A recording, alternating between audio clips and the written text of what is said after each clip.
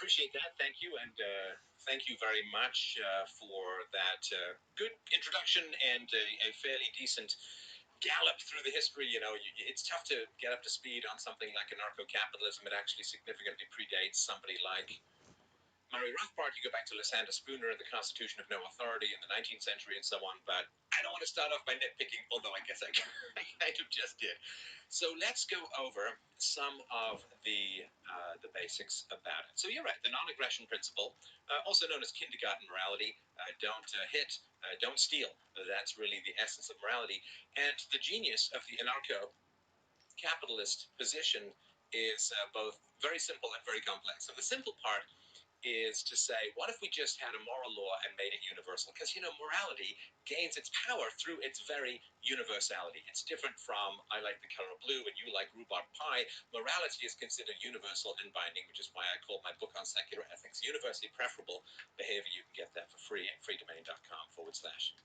But anyway, so the question is, what happens if we take a moral absolute that we all accept, thirst for, desire, and wish to enact in our personal lives? Nobody wants, as he pointed out, to get knocked over the head and have their wallet stolen.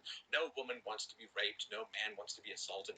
Nobody really wants to be murdered. So what if we took the kindergarten morality of don't steal, don't hit, don't initiate the use of force, don't violate property? What if we took that and made it truly universal? It's an incredible thing, and it's hard for people to conceive of what this means, but there's great power in it. I mean, if you look at the great advancements in science, in history, and so on, well, we know that there's evolution in animals through selective breeding. What if there's evolution in people as well? What if that's a universal principle? It blows our mind, and we get Darwinism. What if we say, not that rocks fall or leaves fall or rain falls? What if everything falls? Well, then you get the sun-centered solar system. You get the sun floating around the galaxy. You get all other kinds of cool stuff that is an accurate view of the universe. It really is very, very powerful. And when ideas get really, really complex, you generally have gone pretty badly wrong.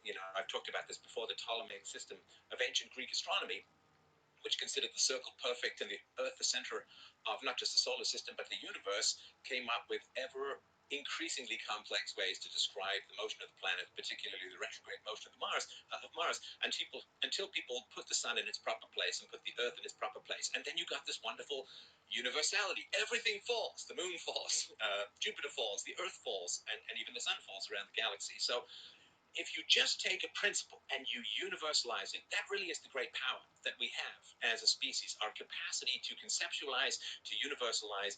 And what more important idea or activity to universalize than ethics? Because, I worked at a daycare for many years as a teenager.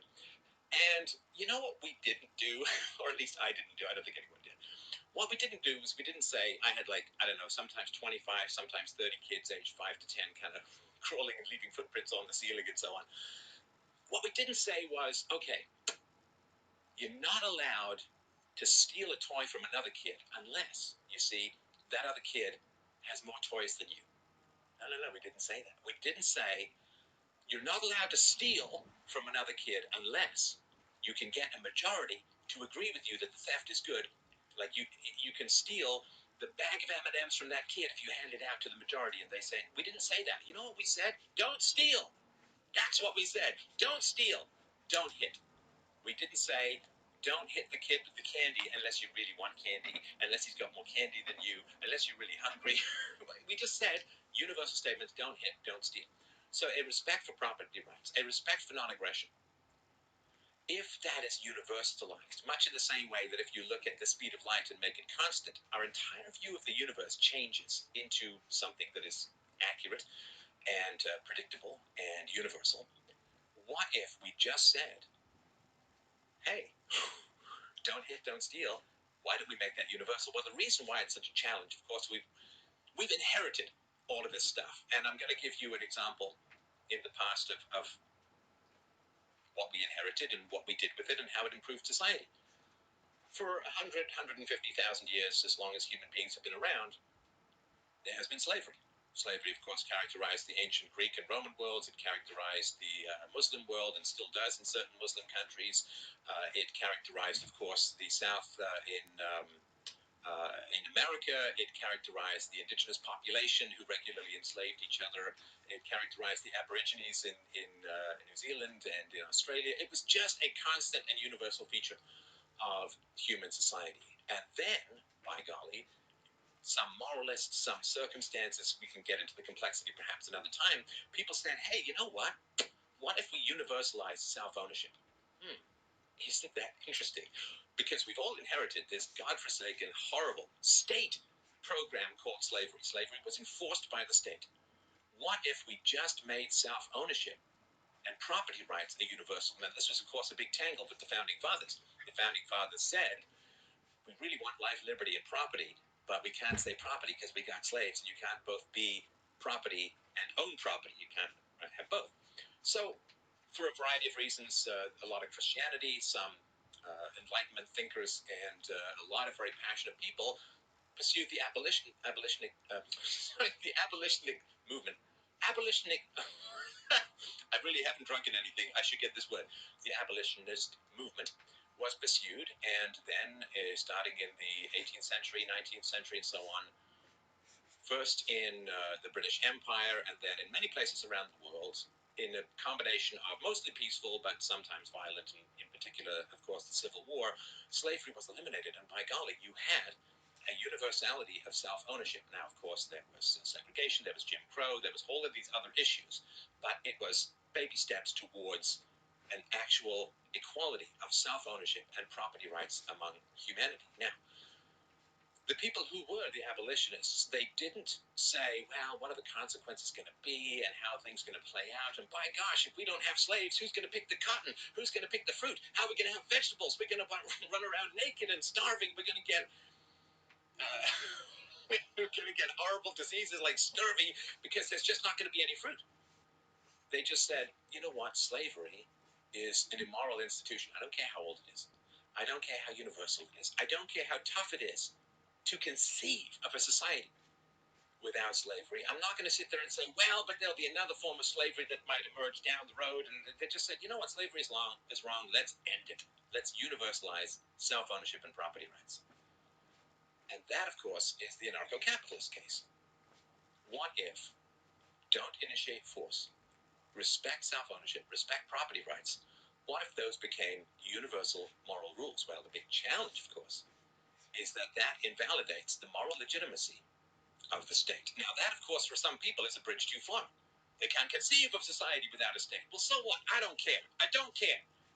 Because the only reason that we're able to have this conversation is we, as a society, were mature and wise and moral enough to get rid of slavery, and we didn't sit there and say, well, I can't conceive of a society without slaves, because, boy, we've had slaves for 150,000 years. Well, we've had oligarchical collective tyrannies masquerading as democracies, masquerading as republics, masquerading as, well, not even masquerading as tyrannies, being plain up tyrannies. We've had communism, we've had fascism, we've had you name it.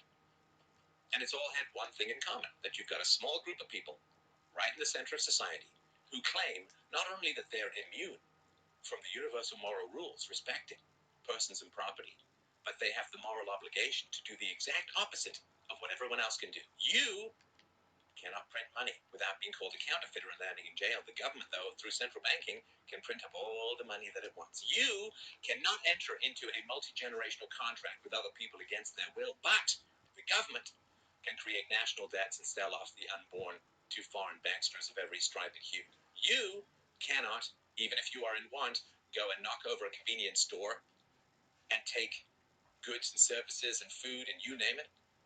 But the government can go and rob that convenience store of money on your behalf and hand it to you, usually in return for your vote, and pretty much eternal intergenerational subjugation to the sticky swamp of the welfare state. So the anarcho-capitalist project, otherwise known as the ending the final vestige of human slavery, which is the free-range tax livestock that characterizes the modern world, we say, well, no, it's an individualistic movement. I shouldn't say we. I say, my friends, the kindergarten morality is the universal morality. What we say to children, we should say to our political leaders. What we say to the most vulnerable among us, we should say to the most powerful among us. That stealing is wrong and taxation is theft. That oligarchical power is wrong and we should reject it. That we need to take the final leap forward in human freedom and have a stateless society.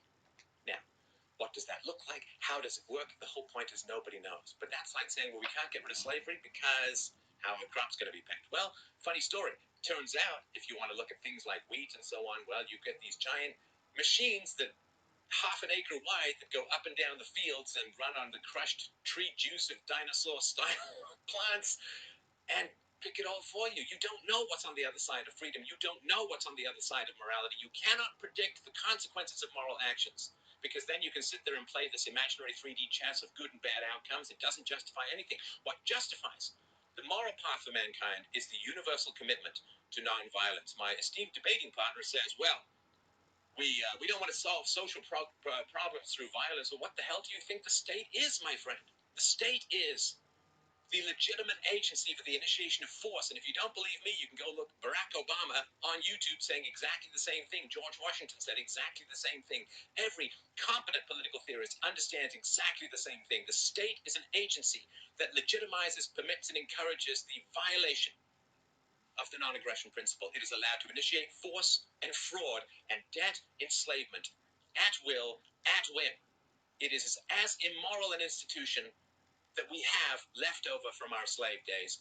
It certainly deserves to be open to question, and fear-mongering possible consequences is just a way of avoiding the essential moral questions. Will we commit to a life free from centralized coercion, free from endless debt, free from indoctrination? I say we should damn well examine the question. All right.